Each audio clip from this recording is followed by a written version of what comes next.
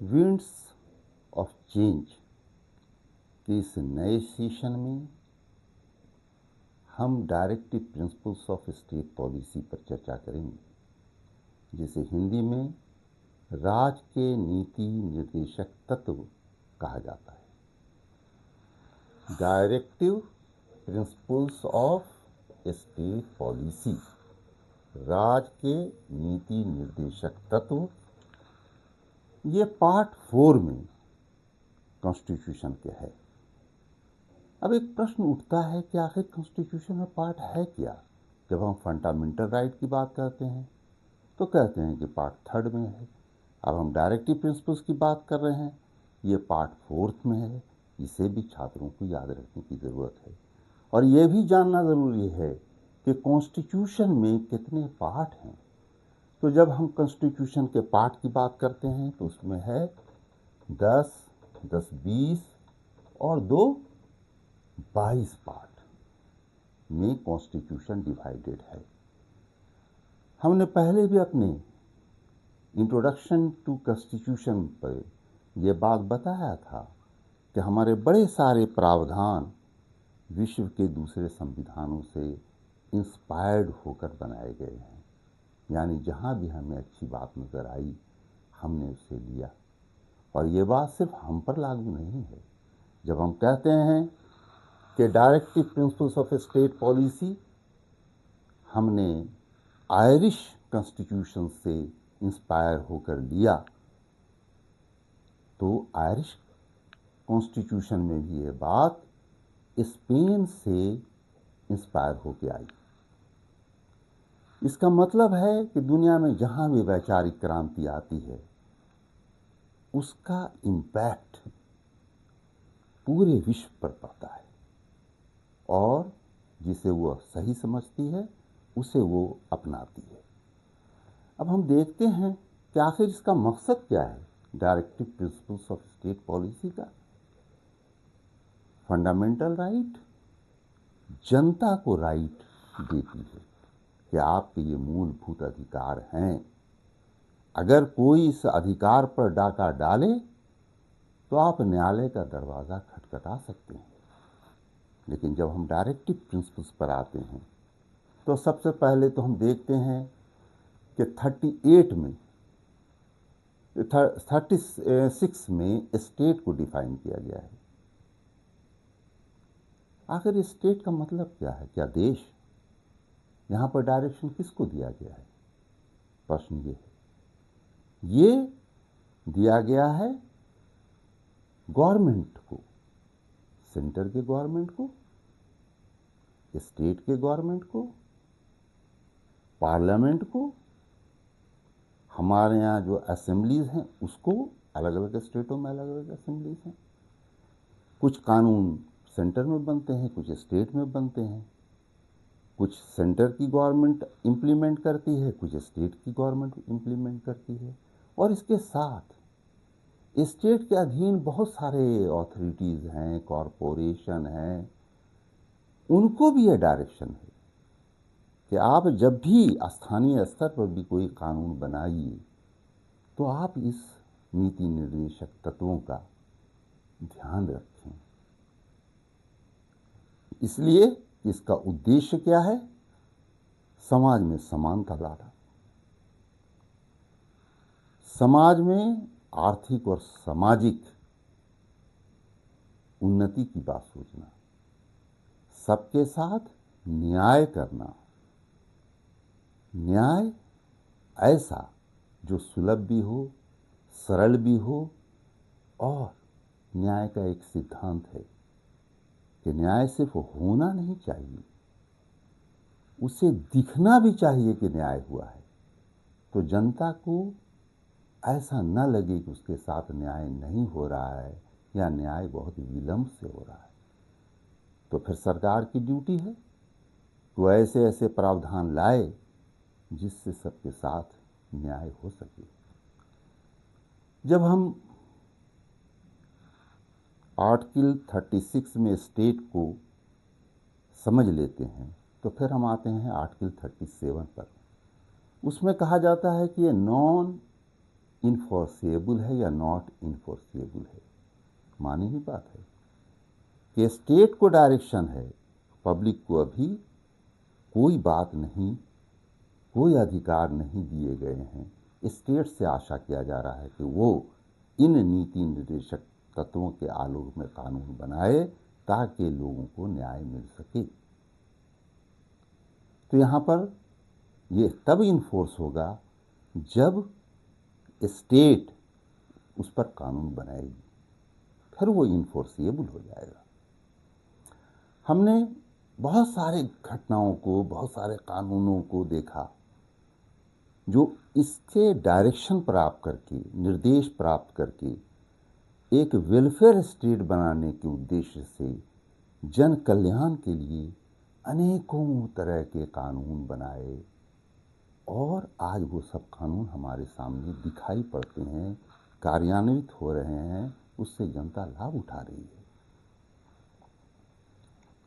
हमारा उद्देश्य, संविधान निर्माताओं का उद्देश्य एक वेलफेयर स्टेट, एक न्यायपूर्ण स्टेट बनाना था, और न्याय संगत नीतियों को, प्राकृतिक कानून को, या फिर कह लें कि प्रजातांत्रिक मूल्यों को इस देश में स्थापित करना था।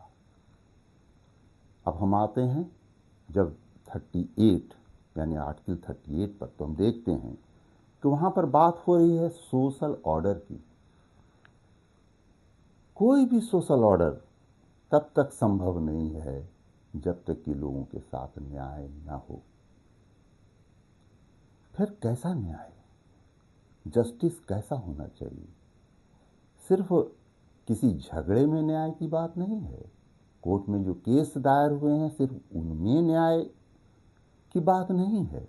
न्याय है सोशल, इकोनॉमिक एंड पॉलिटिकल न्याय की बात हो रही है। यानी समाज में हो, आर्थिक उन्नति में हो या राजनीति में हो, किसी के साथ कोई भेदभाव नहीं होगा।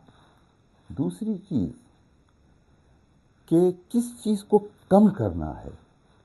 हम समाज में बहुत तरह की इनइक्वलिटी देखते हैं, असमानता देखते हैं, तो उसको कम करने का प्रयास हमें करना है। हमें देखना है कि वो किसी एरिया में सीमित ना हो, किसी वोकेशन पर सिर्फ लागू ना हो।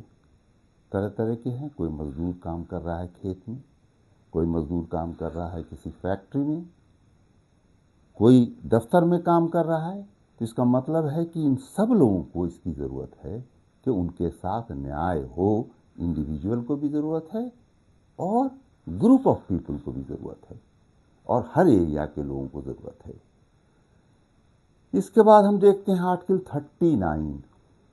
ये कहता है कि क्या क्या पॉलिसी स्टेट को अडॉप्ट करना चाहिए।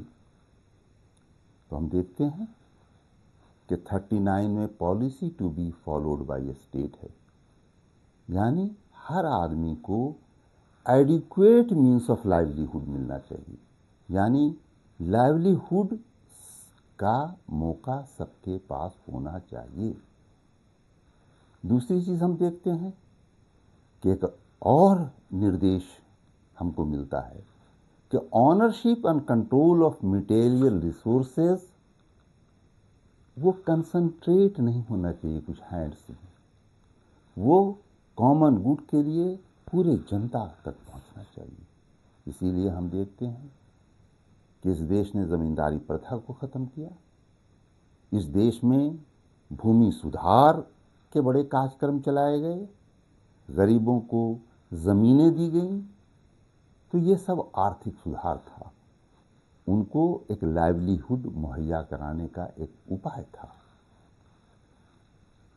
उसके साथ हम देखते हैं कि इसी आर्टिकल में economic system does not result in the concentration of wealth and means of production. Constitution पर एक जनरल कमेंट होता है कि उस वक्त सिर्फ इस बात पर ध्यान रखा गया कि इक्वल डिस्ट्रीब्यूशन हो या लाइवलीहुड का मौका सबके पास हो। प्रोडक्शन पर ध्यान नहीं दिया गया। ये उसको आगे ले जाता है कि प्रोडक्शन पर भी सबका अधिकार होना चाहिए। किसी खास हाथ में ये कंसंट्रेट नहीं करना चाहिए। आज भी हम इसकी शिकायतें सुनते रहते हैं। Equal pay for equal work होना चाहिए, चाहे वो मर्द हो या औरत हो। लेकिन इसका ये मतलब नहीं कि किसी ऑफिस का हर आदमी ये क्लेम करे कि उसको इक्वल पे दिया जाए। कॉन्ट्रैक्ट पर जो लोग रहते हैं, डेली वेजेस में जो लोग रहते हैं, वो परमानेंट स्टाफ की तरह नहीं ले सकते पे, ना उनको दिया जा सकता है।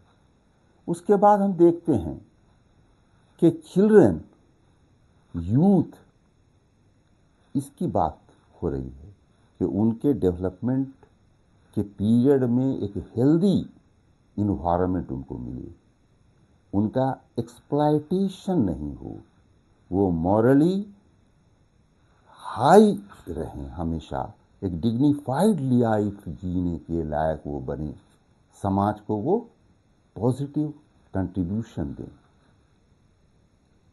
इसको भी अभी हम अचीव उतना नहीं कर पाए हैं, लेकिन हमारा प्रयास भी है और हमारी कोशिश भी है कि ये चीज़ें उनको मिल जाए।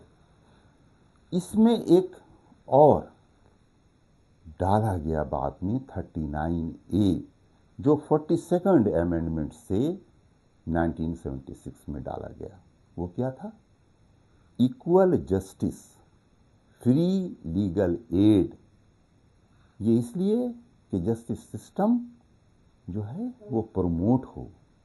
ये राइट सेक्शन 304 304 CRPC में भी इसके प्रावधान किए गए हैं।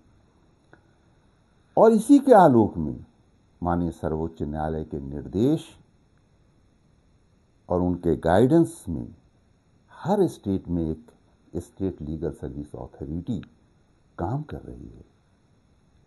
जिस आदमी के पास वकील रखने की, लॉयर्स को हायर करने की ताकत नहीं है, उसको लॉयर्स भी दिए जा रहे हैं। लोक अदालतें लगाई जा रही हैं ताकि बिना खर्चा के उनको सुलभ न्याय मिल सके। और इसके साथ साथ गांधी जी के साउथ अफ्रीका में किए गए एक्सपेरिमेंट कि कोर्ट में केस लड़ने से अच्छा है कि दोनों पार्टी को मिला करके एक मीडिएशन करा दिया जाए, समझौता करा दिया जाए, जिसमें कि दोनों को लगे कि दोनों जीत गए हैं, किसी को कोई नुकसान नहीं हुआ है। तो मीडिएशन सेंटर भी जिला से लेकर के राज्य हेडक्वार्टर तक हर जगह माननीय उच्च न्यायालय के देखरेख में चल रहा है। और बहुत सारे केसेस में न्याय भी मिल रहा है लोगों को। लोग खुद अपना न्याय मिल करके समझौता से कर ले रहे हैं। तो आज के इस एपिसोड में